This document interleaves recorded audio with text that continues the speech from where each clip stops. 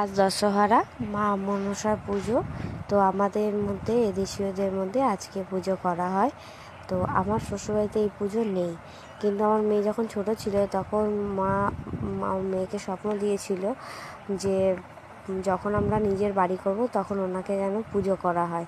তো আমার মেয়ে তো তখন চিন্তা না, মেয়ে বলতো, জানো তো মা, একটা সাপ এসে আমাকে বলছে, ঘুম থেকে উঠেই আমাকে বলছে যে মা, সাপ এসে আমাকে বলছে তোদের বাড়িতে আমি আছি, তোর যখন ভিটেতে বাড়ি করবে তখন আমাকে পুজো করতে বলবি তোর মা বাবাকে।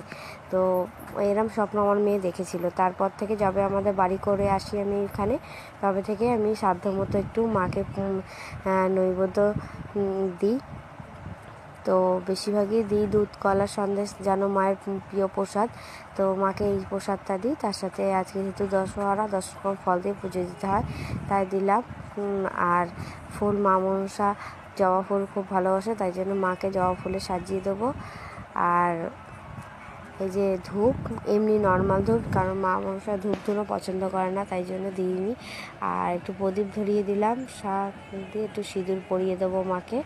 আমার সাধ্য মতো আমি করেছি। ঠাকুর যখন দিন দেবে আমিও ঠাকুরমশাইদের পুজো করাবো, এখন নিজেই করে নিচ্ছি।